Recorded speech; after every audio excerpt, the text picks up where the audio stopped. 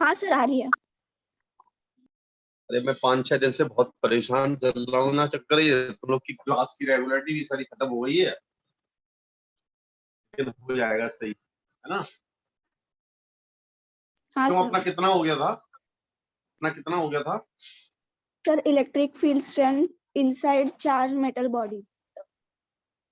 हाँ, मैंने ये कहा था कि अगर इलेक्ट्रिक फील्ड में डिफरेंस है E1 और E2 में, ठीक है ना?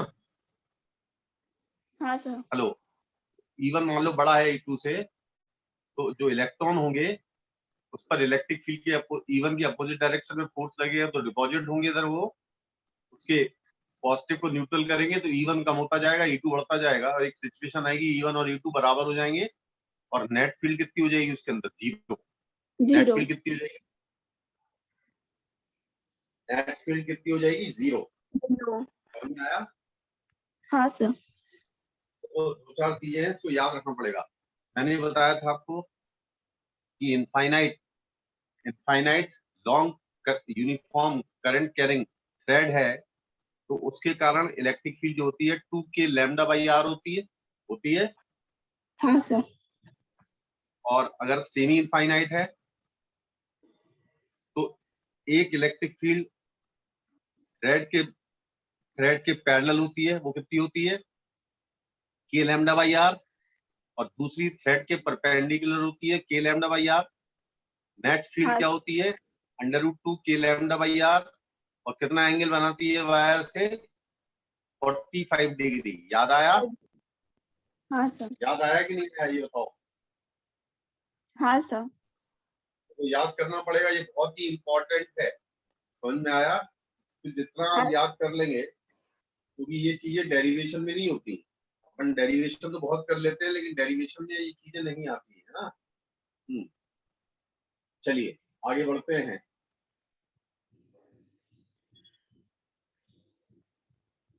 सबसे पहले देखो, अब आप एक चश्मा हर्षित, हर्षित चश्मा उठाना है जरा।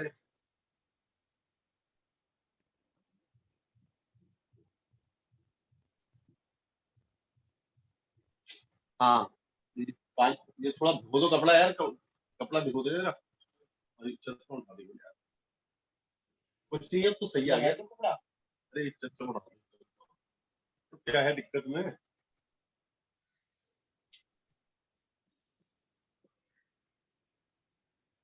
तो कपड़ा धो दो।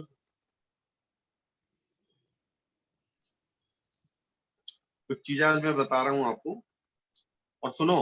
अब कल से अपन HC वर्मा के सवाल लगाएंगे, ठीक हाँ है? सर।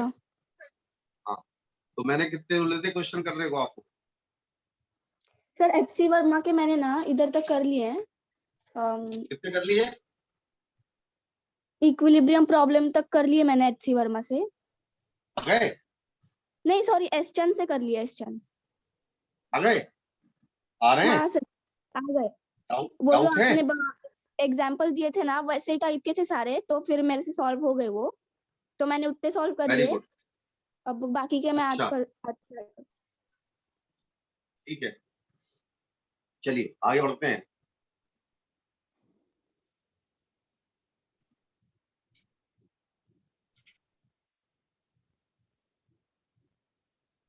अब लिखो, देखो, charge induction in metals, charge induction in metals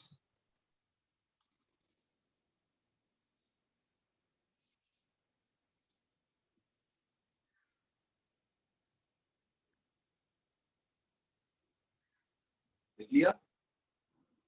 हाँ सर।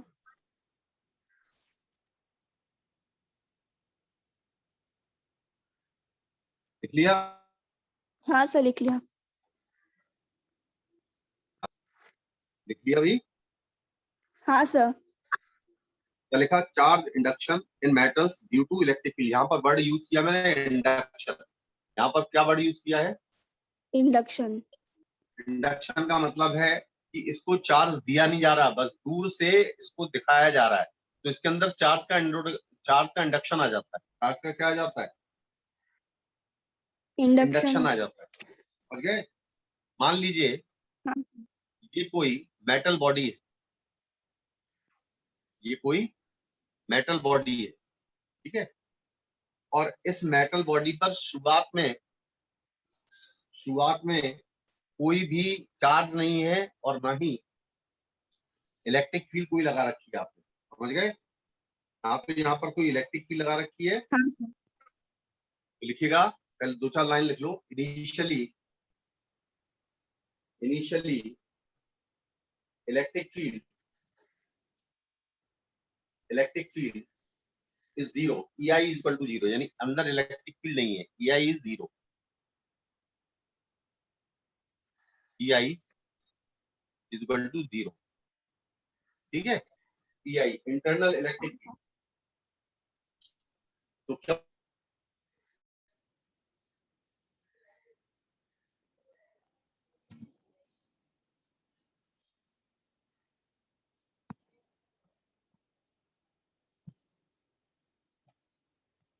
सर आपकी आवाज नहीं आ रही है। आवाज नहीं आ रही? अब आ अब आ रही रही है है? हाँ, so net force on electrons towards left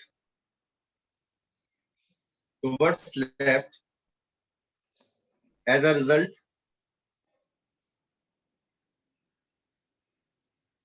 induced electric field increase till net force on electron becomes zero। अब मैं समझाता हूं पूरा, ध्यान से सुनना अच्छी तरह, देखो ध्यान से सुनना आप अच्छी तरह। हाँ सर। ये कौन सी बॉडी है? Metal body. मेटल। कौन सी बॉडी है ये? Metal body. और इसको मैंने एक एक्सटर्नल फील्ड में रखा, बाहर इलेक्ट्रिक फील्ड लगा रखी है मैंने, ठीक है, बाहर इलेक्ट्रिक फील्ड है, पूरे में इलेक्ट्रिक फील्ड है। अब क्या होगा कि इस मेटल के अंदर इलेक्ट्रॉन्स हैं। क्या है इस मेटल के अंदर? इलेक्ट्रॉन्स। इस मेटल के अंदर क्या है? इलेक्ट्रॉन है ना। हाँ सर। अब क्या होगा, क्योंकि मेटल है इसमें large number of free electrons हैं, तो जो इलेक्ट्रिक फील्ड आपने लगाई है उन इलेक्ट्रिक फील्ड के कारण इनके इलेक्ट्रॉन्स पे जो फोर्स लगेगा इलेक्ट्रिक फील्ड के अपोजिट डायरेक्शन में, यानी कि इलेक्ट्रॉन होगा उस इलेक्ट्रॉन पे जो इस डायरेक्शन में लगाएगी, तो क्या होगा, यहाँ पर नेगेटिव चार्ज का कलेक्शन बढ़ना स्टार्ट हो जाएगा। क्या हो जाएगा यहाँ पर?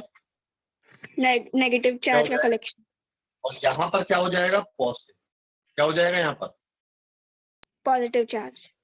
पॉजिटिव चार्ज, जिसके कारण पॉजिटिव की इलेक्ट्रिक फील्ड जो होगी इस तरफ होगी, नेगेटिव की इस तरफ होगी, तो net electric field EI internal field यहाँ डेवलप हो जाएगी।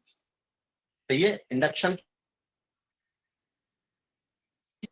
जो शुरुआत में इंडक्शन, जब शुरुआत में कोई फील्ड नहीं थी, लेकिन इंडक्शन के कारण चार्ज यहाँ पर डिपॉजिट हुआ, जिसके कारण एक इंड्यूस्ड इलेक्ट्रिक फील्ड हुई, जिसने बाहर वाली इलेक्ट्रिक फील्ड को, यानी जो मैंने इलेक्ट्रिक फील्ड लगाई थी उसको बैलेंस कर दिया। क्या कर दिया? उसको बैलेंस। क्या कर दिया? बैलेंस। समझ में आया? तो जब किसी मेटल को हम किसी एक्सटर्नल फील्ड में रखेंगे तो जो चार्ज का इंडक्शन होगा वो इस तरह इंडक्शन होगा कि नेट फील्ड, यानी एक तो इंड्यूस चार्ज के कारण फील्ड और एक जो मैंने अपनी फील्ड लगाई है, ये एक दूसरे को क्या करेगी? कैंसिल। और मेटल के अंदर नेट फील्ड क्या रहेगी? मेटल के अंदर नेट फील्ड क्या रहेगी? हमेशा जीरो। जीरो। फील्ड हमेशा क्या रहेगी मेटल के अंदर? जीरो। ये ध्यान रखना, मतलब बार बार मैं रिपीट कर रहा हूं, कभी भी मेटल के अंदर electric field zero electric field रह ही नहीं सकती। अगर इलेक्ट्रिक फील्ड है तो इलेक्ट्रॉन्स मूव करते रहेंगे हमेशा। समझ में आया? समझ में आया? हाँ सर।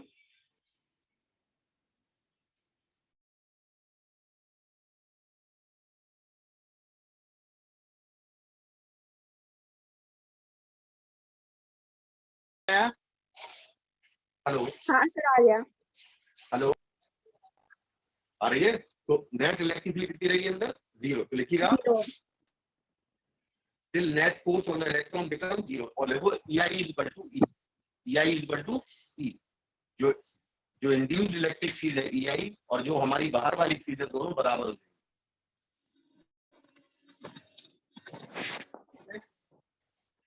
हाँ सर। लिखिए then after charge induction, ये इंडक्शन हो चुका complete, then after charge induction at every interior point, मतलब हर point, at every interior point of metal the net electric field is 0। ध्यान रखना मेटल के हर इंटीरियर पॉइंट में इलेक्ट्रिक फील्ड क्या होगी 0, लेकिन तब होगा जब चार्ज का इंडक्शन कंप्लीट हो चुका होगा उसके बाद, है ना। हाँ sir.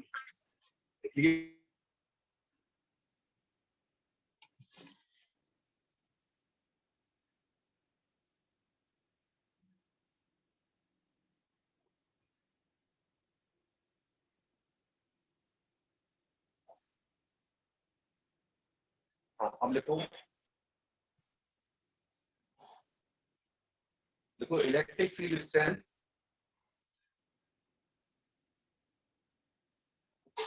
Due to a charge metal sphere, electric field strength due to charge metal sphere.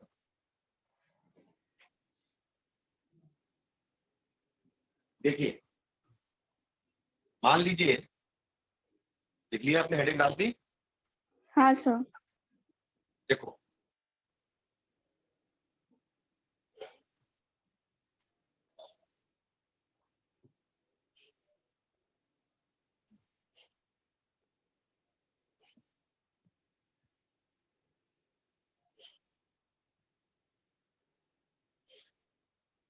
मान लीजिए मेटल का स्फीयर है,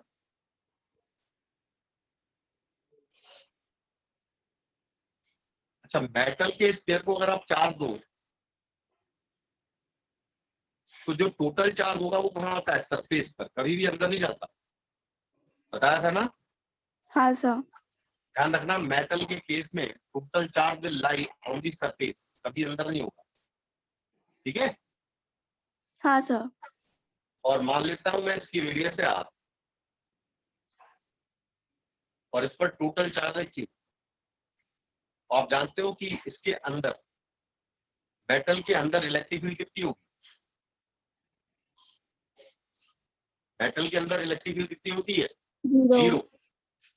अच्छा जो भी इलेक्ट्रिक फील्ड स्टार्ट होगी वो मेटल के सरफेस के बाहर से स्टार्ट होगी, यानी अगर x की वैल्यू लेस देन R है, यानी अगर मैं कोई पॉइंट यहां लेता हूं, यहां यदि सरफेस के अंदर लेता हूं तो इलेक्ट्रिक फील्ड कितनी आती है 0, इलेक्ट्रिक फील्ड कितनी आती है 0।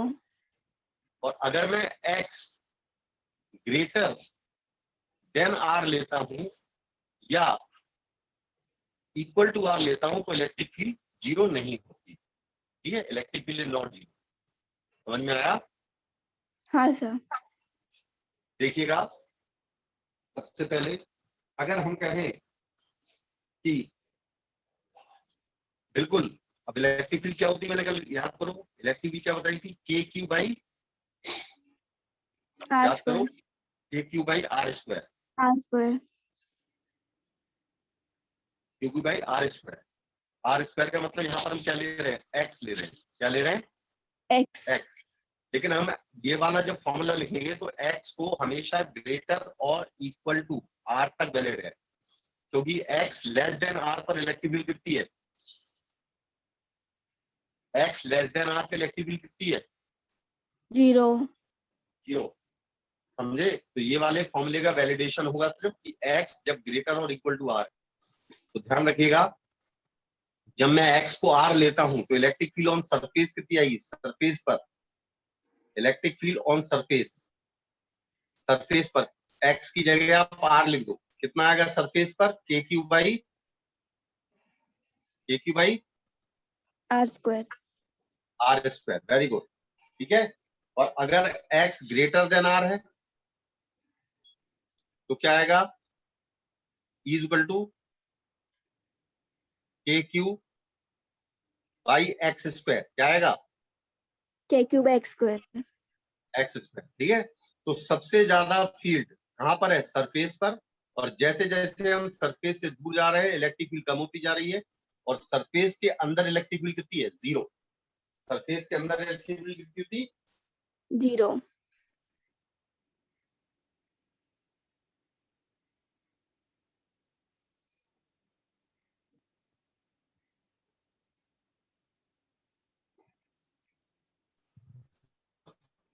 मधुर मधुर का लगा देना मैं, अरे हरजत मुन्नू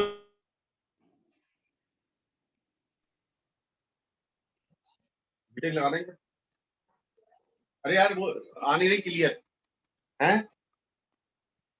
अरे क्लियर है क्या, अरे चल तो रही है, हेलो क्लियर है, स्क्रीन क्लियर है, स्क्रीन सर क्लियर है, उल्टा तो नहीं है स्क्रीन, हाँ अब सुनो, इसका ग्राफ बनाना है, क्या बनाना है इसका, नहीं सर, ग्राफ। इसका ग्राफ बनाना है, इसका ग्राफ बनाना है हमें,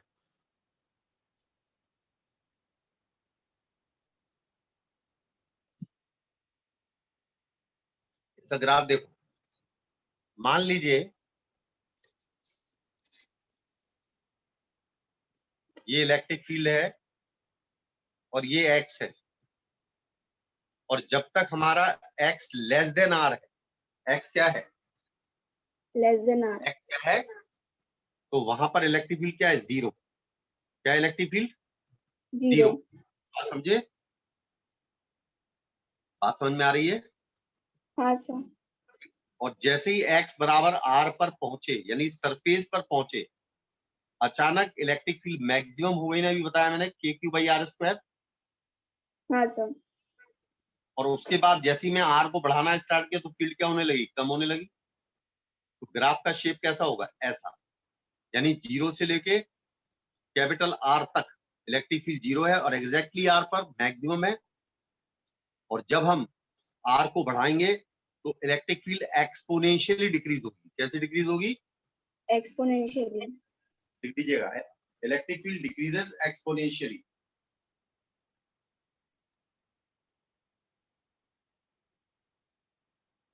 लिख लिया। हाँ सर। ये सब चीजों की जरूरत पड़ेगी, इसलिए ध्यान कर लो, ठीक है। हाँ सर। एक सवाल करो,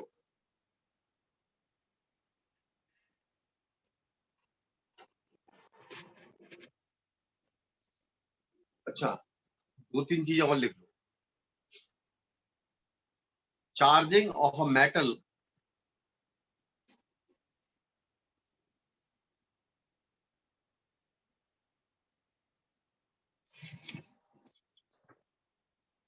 चार्जिंग ऑफ अ मेटल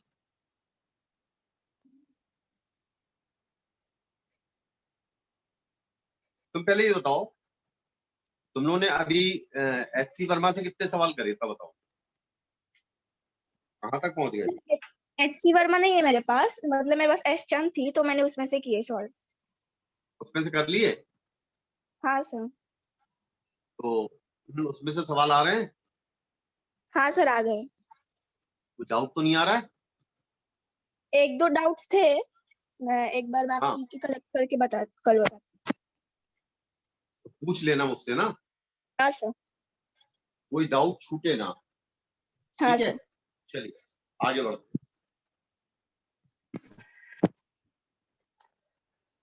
अच्छा ये बताओ, मैंने electric field due to a on the axis of a uniformly charge ring बताया, हाँ सर, बताया। क्या था, क्या बताओ, फॉर्मूला बताओ। K Q X by X square plus R square 3/2। Very good very good, power 3/2। और मैक्सिमम कहाँ होता है, इलेक्ट्रिक फील्ड मैक्सिमम कहाँ होती है, इलेक्ट्रिक फील्ड मैक्सिमम कहाँ होती है, प्लस माइनस r/√2 पर। ओ हाँ, प्लस माइनस आर पर। आया था ना, हाँ प्लस सर। माइनस r/√2 पर, याद रखना पड़ेगा उन्हें ना। ठीक है, चलिए आगे बढ़ते हैं।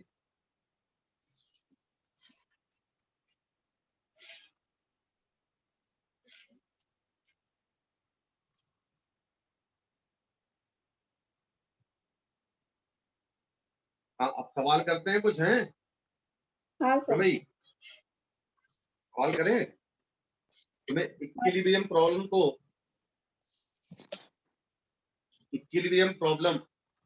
तो तुमने कर ली ना। हाँ सर, इक्विलिब्रियम प्रॉब्लम तो कर लिए सारे, इलेक्ट्रिक फील्ड के अभी नहीं किए चालू। इक्विलिब्रियम प्रॉब्लम हो गई। हाँ सर। अब देखो, इलेक्ट्रिक फील्ड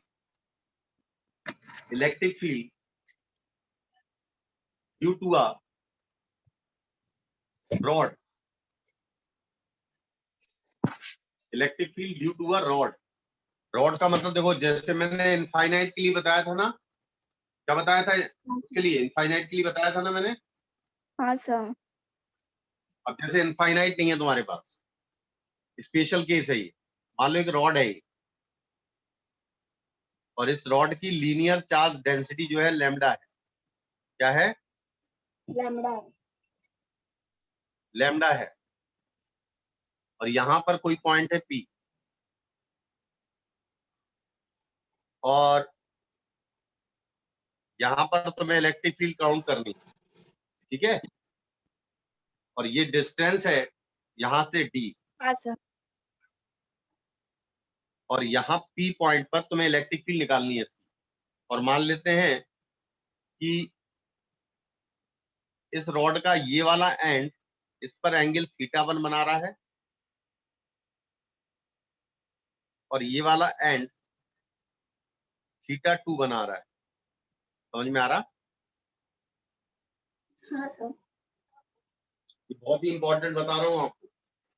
तो इस पॉइंट पर दो इलेक्ट्रिक फील्ड होगी। एक तो इलेक्ट्रिक फील्ड होगी जो रॉड पर परपेंडिकुलर होगी, यानी ई परपेंडिकुलर होगा, और एक वो होगी जो इस रॉड के पैरेलल होगी। नहीं समझ में आया? यानी इस पॉइंट पर दो इलेक्ट्रिक फील्ड होंगी, हाँ एक तो sir. Perpendicular to rod, E perpendicular, और दूसरी होगी पैरेलल टू रॉड, ये। और इन दोनों का रिजल्टेंट यहाँ पर नेट फील्ड होगी। समझ में आया?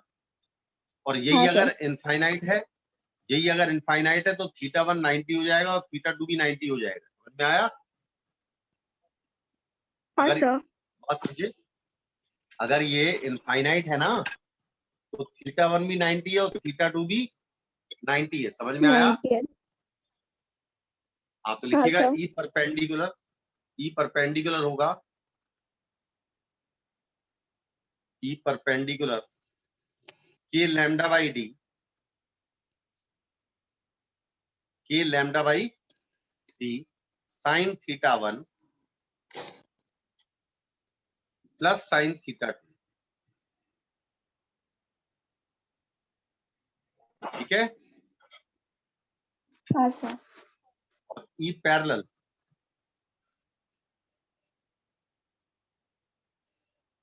के lambda by D cos θ2 minus cos θ1। ठीक है, ठीक है ना? हाँ सर।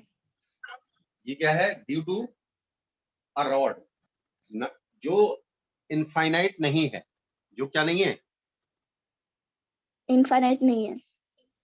मतलब जनरल केस है, θ1 मान लो 30 है और θ2 मान लो 60 है, तो कहते कैसे फील्ड निकालेंगे? आप निकाल सकते हो ना इससे? हाँ सर। निकाल सकते हो कि नहीं? अब एक चीज और लिखो, electric field due to electric field due to a disc, electric field due to a disc, ठीक है?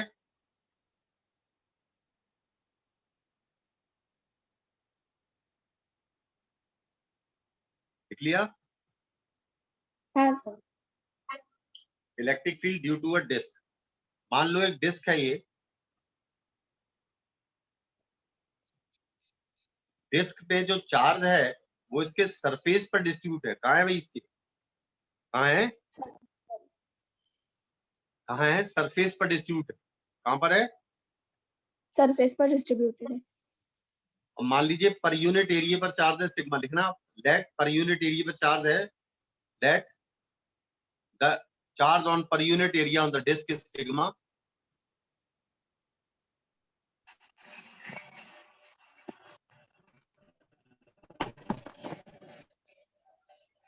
That charge on per unit area on the disc is sigma. और कैपिटल आर मान लो इसकी रेडियस है, कैपिटल आर क्या है भाई? रेडियस। रेडियस है। और एक्स मान लीजिए ये एक्सिस है, और यहां से किसी पॉइंट पी पर जो कि एक्सिस पे लाई करता है एक्स डिस्टेंस पर, यहां पर इलेक्ट्रिक फील्ड कितनी होगी ये पता करनी है। तो इसका डेरिवेशन नहीं करना है आपको, तो इलेक्ट्रिक फील्ड डायरेक्ट देखो, इलेक्ट्रिक बेट कराने को तो करा दूंगा, बाद में कराऊंगा जब थोड़ा इंटीग्रेशन परफेक्ट कर दूंगा मैं तुम्हारा। तो इलेक्ट्रिक फील्ड, हालांकि सवाल नहीं आएगा, सवाल आएगा तो नीट में डायरेक्ट बेस क्वेश्चन पूछेगा वो, ठीक है? हेलो? हाँ सर। हाँ, तो E इक्वल टू होता है सिग्मा अपॉन 2 एप्सिलॉन नॉट, लिख लेना याद से, सिग्मा अपॉन 2 एप्सिलॉन नॉट। ये मैं बता रहा हूं electric field on the axis of a uniformly charged disk 1 minus x upon under root of r square plus x square। लिख लिया? हाँ सर। यह है electric field on the axis of a uniformly charge disc. समझ गए? हाँ sir. Important है ये, ठीक है? अब बहुत ही इंपॉर्टेंट आएगा, properties of electric lines of force. Sir root root के नीचे क्या लिखा है ये रूट? हाँ। अंडर रूट में एक्स स्क्वायर, अच्छा sorry R square plus X square. Okay. हाँ सर, लिख लें। हाँ सर।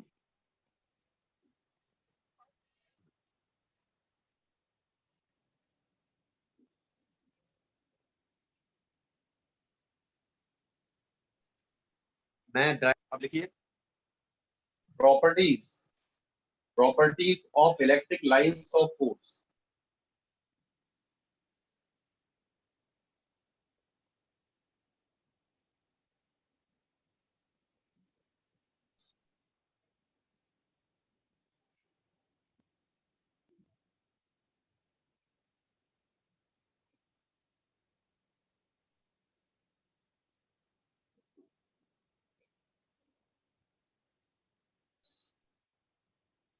लिया?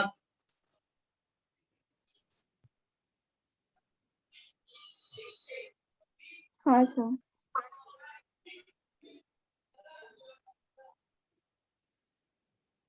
लिख लिया? हाँ सर। क्या लिखा आपने? Properties of electric lines of force. Force, ठीक है? देखो electric lines of force are those imaginary lines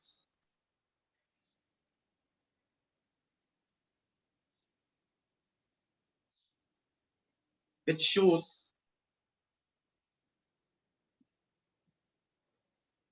the direction of force on a test charge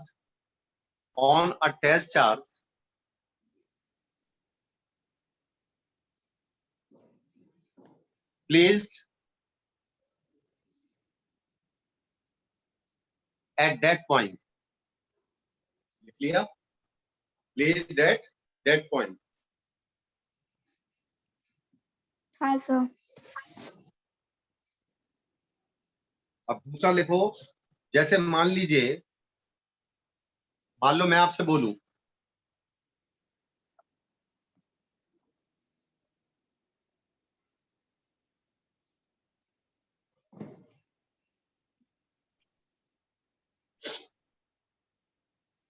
मान लो एक चार्ज है Q1 और एक चार्ज है Q2, ये फिक्स है, क्या है ये? फिक्स है। फिक्स है। यहां पर एक थर्ड चार्ज है, फ्री है, तो ये वाला चार्ज इस पर एक रिपल्सन फोर्स लगाएगा, ऐसे लगाएगा, दोनों पॉजिटिव है तो लगाएगा ना? हाँ सर लगाएगा। इसी तरह ये Q2 वाला भी इस पर रिपल्सन फोर्स लगाएगा। सर तीनों पॉजिटिव है। हाँ तीनों पॉजिटिव, ये फिक्स है, ठीक है ना? हाँ सर। तीनों पॉजिटिव है। अब इस पर जो नेट फोर्स होगा, मान लो ये फोर्स है F1 और ये वाला फोर्स है F2, तो ये जो है इनके रिजल्टेंट के डायरेक्शन में कहीं जाएगा ना, ये हाँ नेट सर। फोर्स होगा ना, तो जिस डायरेक्शन में नेट फोर्स लगेगा उसी डायरेक्शन में इलेक्ट्रिक लाइंस ऑफ फोर्स होगी। यहाँ पर इन दोनों की net electric lines of force इस डायरेक्शन में होगी। इसकी इंडिविजुअल इस तरफ को है, इसकी इंडिविजुअल इस तरफ को है, लेकिन इन दोनों को मिला के जो नेट फील्ड है वो इस डायरेक्शन में। समझ में आया? हाँ सर। समझ में आया कि नहीं आया? हाँ सर आ गया। हाँ। अब सुनो, जैसे मान लो जैसे इलेक्ट्रिक फील्ड आपको इस तरह बनी है, ये इलेक्ट्रिक फील्ड है।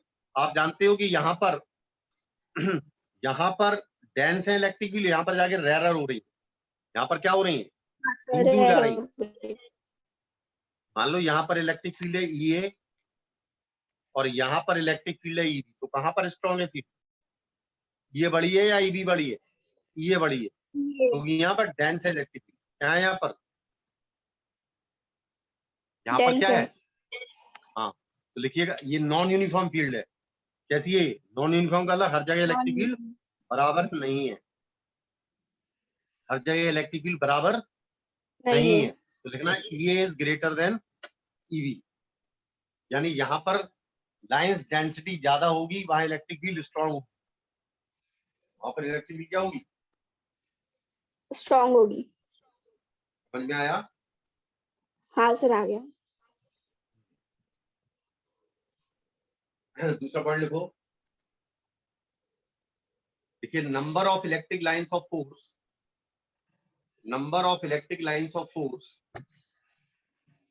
Directly proportional to magnitude of charge. एक बात ध्यान रखें, मैंने मान लो यहाँ पर एक चार्ज रखा Q, तो अपने चारों तरफ से ये इलेक्ट्रिक फील्ड निकालता है ना? हाँ सर। निकालता है ना? तो इसमें से जो नंबर ऑफ लाइंस निकल रही हैं वो डायरेक्टली प्रोपोर्शनल किसके होती हैं? चार्ज के। समझ में आया? हाँ सर। इसमें से जो इलेक्ट्रिक लाइंस ऑफ फोर्स निकलती हैं that is directly proportional to the charge. ठीक है? हाँ सर। नोट कर लेना इसे अच्छी तरह। दूसरा पॉइंट लिखो, electric field lines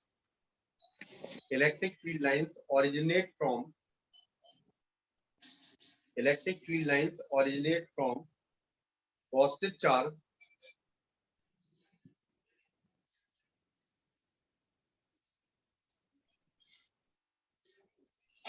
and terminate at infinity. Positive charge के केस में इलेक्ट्रिक फील्ड कहां से स्टार्ट होगी, चार्ज से स्टार्ट होगी और कहां जाके टर्मिनेट होगी, इंफिनिटी। कहां जाके टर्मिनेट होगी, इंफिनिटी पर। कहां जाके टर्मिनेट होगी, इंफिनिटी पर। इंफिनिटी पर, याद रखिएगा, ठीक है। और तीसरा पॉइंट लिखो, इलेक्ट्रिक फील्ड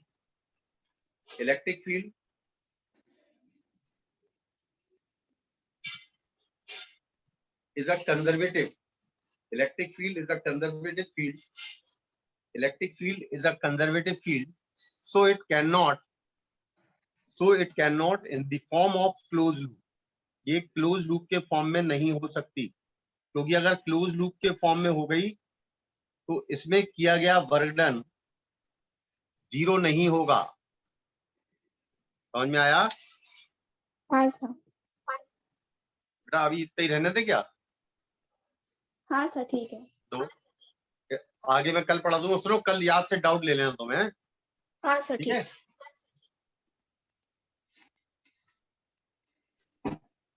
एक दो दिन की बात है, फिर सही हो जाता है मेरा भी। हाँ सर।